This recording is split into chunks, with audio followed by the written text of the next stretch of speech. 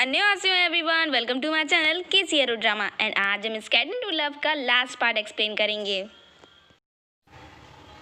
And part 11 की शुरुआत में हम युयान एंड उसकी मॉम को देखते हैं, जहाँ पर अब उसकी मॉम उसे किसी भी चीज़ के लिए फोर्स नहीं करती, जिससे युयान बिल्कुल भी ठीक हो चुका था। एंड उसके बाद वो और उसकी मॉम साथ में सुबह जॉगिंग करने के लिए जाते हैं, जहाँ पर उसकी मॉम उससे उसके सपने के बारे में पूछती है कि वो क्या बनना चाहता है, क्योंकि उन्होंने तो हमेशा उससे फिगर स्केटिंग के लिए फोर्स किया। अगर वो उससे कहती हैं अगर तुम किसी और स्ट्रीम में जाना चाहते हो तो तुम वो भी कर सकते हो, जिस पर युयान कहता है नहीं मॉम, मैं फिगर स्केटिंग ही करना चाहता हूँ एंड वही मेरा सपना है। एंड इस बार ये बात युयान बिना किसी प्रेशर के कह रहा था, जिसके बाद वो फाइनली यूनिवर्सिटी आता है, जिसको इतनी अच्छी कंडीशन में देख के उसके कोच भी काफ़ी खुश होते हैं। यहाँ पर युयान भी अपनी कोच से अच्छे से बात करता है, जैसे वो पहले किया करता था, एंड उनसे सॉरी भी बोलता है। एंड उसको इतनी अच्छी हालत में देख के उसके कुछ ज़्यादा ही खुश हो जाते हैं एंड उसे गले लगा लेते हैं। यहीं पे हम लियूबिंग को देखते हैं, जो उसकी कंडीशन अभी थोड़ी बहुत ठीक थी। एंड यहाँ पर लियाओ जिन उसे रेस्ट करने के लिए बोलता है। एंड तभी हम तंगशा को देखते हैं, जो कि लिविंग से ब्रेकअप करने के बाद काफ़ी ज़्यादा डिसअपॉइंट थी। उसके बाद लियाओ जिन युयान के पास आता है एंड उससे तंगशा के बारे में पूछता है कि तुम्हें पता है कि लिविंग एंड तंगशा का ब्रेकअप हो गया। एंड ये सुनते ही युयान को काफ़ी ज़्यादा शॉक लगता है। एंड इसके बाद वो लिविंग के पास जाता है एंड लिविंग से तंगशा के बारे में पूछता है। तो लिविंग तो उससे कोई भी बात नहीं करना चाहता था, क्योंकि उसकी वजह से ही उसका ब्रेकअप हुआ, जिस पर युयान उस पर क्वेश्चन किए जा रहा था, जिससे लिविंग को काफ़ी गुस्सा आ रहा था। एंड वो इसी गुस्से में युयान का कॉलर पकड़ लेता है, जिसके बाद युयान उसे सारी सच्चाई बताता है कि तंगशा उसे बस एज ए फ्रेंड हमेशा से ट्रीट करती आ रही है एंड उसने उसकी मदद इसलिए की क्योंकि उसकी मॉम ने उसे कहा था, एंड ये बात बिल्कुल सीक्रेट थी, इसलिए उसने तुम्हें भी नहीं बताई। जिसके बाद फाइनली लिविंग अपनी गलती मान लेता है एंड उसके बाद वो तंगशा को कॉल करता है, पर तंगशा फ़ोन नहीं उठाती क्योंकि उसने अपना फ़ोन स्विच ऑफ कर रखा था। उसके बाद लिविंग का अगेन मैच स्टार्ट होता है, जिसमें मैच से पहले लिविंग का हेडेक हो रहा था, लेकिन फिर भी वो उसे इग्नोर कर देता है। जिसके बाद मैच स्टार्ट होता है, पर इस बार लिविंग इतना ज़्यादा अच्छा परफॉर्मेंस नहीं दे पाता है एंड उसकी टीम इस मैच में हार जाती है। एंड इस मैच को हारने के बाद लिविंग काफ़ी ज़्यादा डिसअपॉइंट होता है, जिस पर उसके कोच उसका साथ देते हैं एंड उसे समझाते हैं। इसके बाद हम बिंचेन एंड जोरा को देखते हैं, जहाँ पे जोरा बिंचेन से ये सब बंद करने के लिए कह रही थी, क्योंकि बिंचेन ने लिविंग के खिलाफ एक बहुत ही बड़ा आर्टिकल लिखा था जिसमें लिविंग की बुराई लिखी थी। पर बिंचेन कोई भी बात सुनने के लिए तैयार नहीं था एंड वो वहाँ से चला जाता है। और यहीं पे हम लिविंग को देखें, जो मैच पे मैच हारे जा रहा था, क्योंकि तो उसकी तंगशा से बात नहीं हो रही थी, जिसकी वजह से वो काफ़ी ज़्यादा डिसअपॉइंट था। इस बार सिंगशिया उसे समझाता है एंड इतने मैच हारने के बाद लिविंग की पॉपुलैरिटी गिरने लगती है एंड लोग उसे हेट करने लगते हैं एंड आसपास वाले गॉसिप्स करने लगते हैं, सोशल मीडिया पे उसका भी मजाक उड़ाने लगते हैं। और यहीं पे हम युयान को देखें, जो कि अपनी फिगर स्केटिंग में वापस आ चुका था एंड वो अपनी फुल कंसंट्रेशन के साथ अपना 100% दे रहा था। एंड उसे वापस फिगर स्केटिंग में देखकर उसकी माँ काफ़ी खुश होती हैं, लेकिन लिविंग की हालत दिन पर दिन ख़राब हो रही थी एंड उसका कंसंट्रेशन जा रहा था। और यहीं पे इन दोनों की लव स्टोरी भी चल पड़ी थी। उसके बाद हम वैवई एंड तंगशा को देखते हैं, जहाँ पर वैवई तंगशा से कहती है कि एक बार अपना फ़ोन ऑन करके तो देखो, क्या पता लिविंग का मैसेज आया होगा। एंड जैसे ही तंगशा अपना फ़ोन खोलती है तो उसमें सच में लिविंग का मैसेज आया होता है, जिसमें उसने सॉरी कहा होता है। एंड मैसेज देखते ही तंगशा की खुशी का कोई ठिकाना नहीं रहता। वहीं पे लिविंग काफ़ी ज़्यादा डिसअपॉइंट था, क्योंकि तंगशा ने उसे अभी तक कॉल नहीं किया था एंड जिससे पहले तंगशा उसे कॉल करती वो अपने मैच के लिए निकल पड़ता है। लेकिन मैच स्टार्ट होने से पहले ही लिविंग को चक्कर आ जाते हैं एंड वो वहीं फ्लोर पर गिर जाता है, जिसके बाद उसे जल्दी जल्दी हॉस्पिटल ले जाया जाता है। एंड जब लिविंग को फ़ोन नहीं लगता तो तंगशा लियाओ जिन को कॉल करती है, जहाँ पर लियाओ जिन उसे बताता है कि लिविंग हॉस्पिटल में है। एंड ये सुनकर तंगशा को काफ़ी ज़्यादा शॉक लगता है एंड वो हॉस्पिटल आती है। एंड लिविंग की इस हालत का ब्लेम वो खुद को देती है एंड वो कहती है अगर मैंने अपना फ़ोन स्विच ऑफ नहीं किया होता तो शायद लिविंग की हालत आज थोड़ी ठीक होती। उसके बाद लिविंग की मॉम एंड डैड तंगशा को समझाते हैं कि वो खुद को ब्लेम ना दे, लेकिन तंगशा खुद को ही ब्लेम करी जा रही थी एंड आई थिंक यार उसकी भी थोड़ी गलती है। उसके बाद तंगशा को रात में ड्रीम आता है कि लिविंग उसे हमेशा के लिए गुड बाय बाय कह के चला गया एंड इसे देखकर उसे काफ़ी ज़्यादा शॉक लगता है एंड डर लगता है। उसके बाद हम लिविंग को देखते हैं, जहाँ पर उसकी सर्जरी तो हो चुकी थी लेकिन उसे अभी तक होश नहीं आया था। उसके बाद तंगशा लिविंग के पास आती है एंड वो उसके पास आकर बैठकर रोने लगती है एंड वो उससे बार बार सॉरी बोलती है।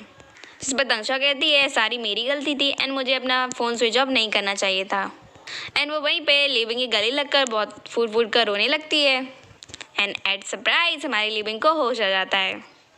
एंड वहीं पे हम लिविंग के सारे टीममेट्स को देखते हैं जो कि लिविंग की इस हालत का सारा जिम्मा उसके अपोजिट टीम वालों को दे रहे थे, क्योंकि उन्हीं की वजह से लिविंग को चोट लगी थी इतनी ज़्यादा। एंड वो उन्हें मारने के लिए हॉकी स्टिक उठा के चल पड़े थे, लेकिन कोच उन्हें बीच में ही रोक लेते हैं। एंड उसके बाद हम कोचू को देखते हैं जिन्होंने कोचू का लव प्रपोजल एक्सेप्ट कर लिया था। एंड होश आने के बाद तंक्षा लिविंग के लिए खाना लेकर आती है एंड लिविंग उसे उसका नेकलेस वापस करता है। एंड इसके बाद तंक्षा के मॉम एंड डैड एंड जोरा और लिविंग से मिलने के लिए हॉस्पिटल आते हैं।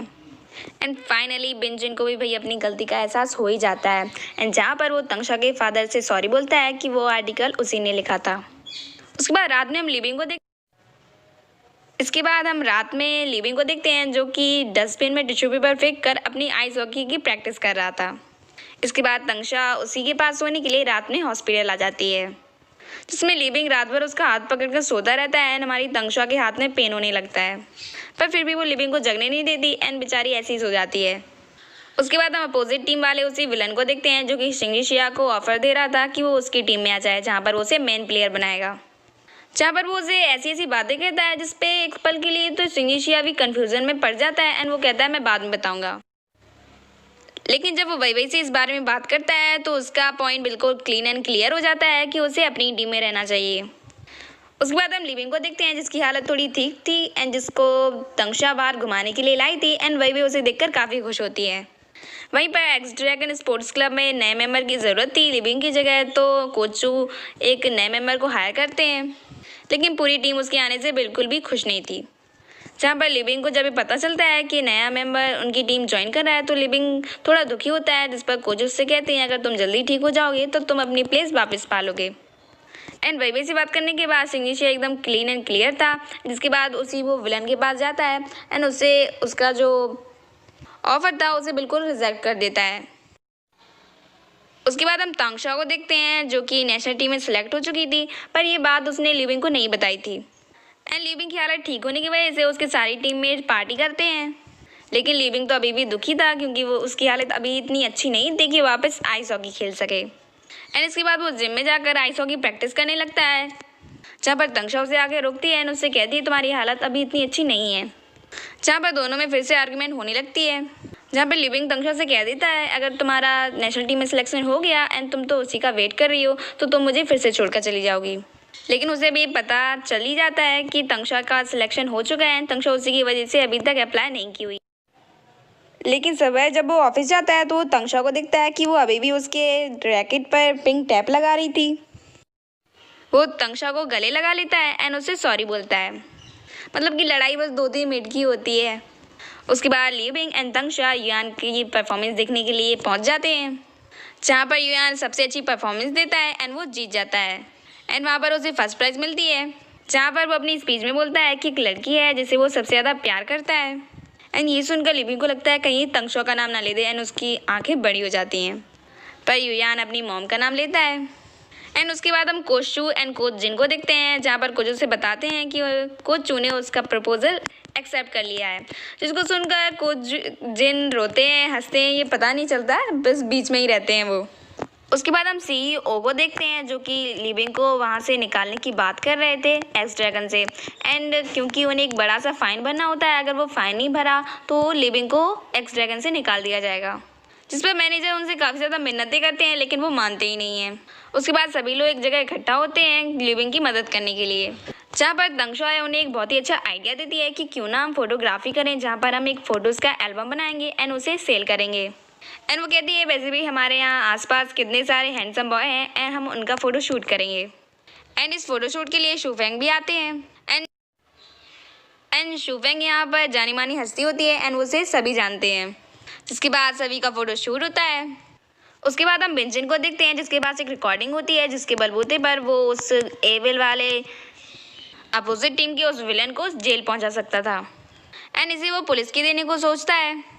एंड यहीं पे हम इतनी सारी ऑडियंस को देखते हैं जो कि लियो विंग एंड उसकी जो फ़ोटोशूट की नई मैगजीन आई होती है एंड उसे ख़रीदने के लिए आए होते हैं, मतलब कि तंक्षा का आइडिया बिल्कुल सही काम करता है।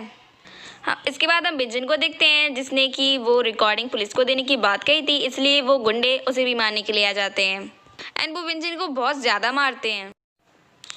उसके बाद पुलिस उसी अपोजिट टीम वाले मैनेजर के पास आती है एंड उसे जेल ले जाती है। इसके बाद हम लियो बिंग एंड बिंजन को देखते हैं जिनमें भी फ्रेंडशिप हो चुकी थी एंड शिया जिंगशी एंड वई वई की लव स्टोरी भी चल पड़ी थी, जहाँ पर वई वई ने उसका लव प्रपोजल एक्सेप्ट कर लिया था। एंड इसके बाद तंगशु एंड लिविंग उसी पजल को कंप्लीट करते हैं जो पहले अधूरी रह गई थी एंड यहाँ पर अपने लवी डवी रोमांटिक सीन्स को चालू रखते हैं। उसके बाद हम येलिंग को देखते हैं जो कि एक टीचर बन चुकी थी एंड यहाँ पर इन दोनों की लव स्टोरी भी ट्रैक पर थी। उसके बाद हम वई वई एंड सिंगशिया के भी कैरिंग मोमेंट्स देखते हैं एंड इसके बाद हम लिविंग को देखते हैं जिसकी पॉपुलैरिटी वापस आ चुकी थी एंड वो फिर से आइस हॉकी खेलने लगा था and once again he become ice god. And इसी के साथ हमारे ड्रामे की हैप्पी एंडिंग होती है and thank you guys for watching. Bye bye, take care.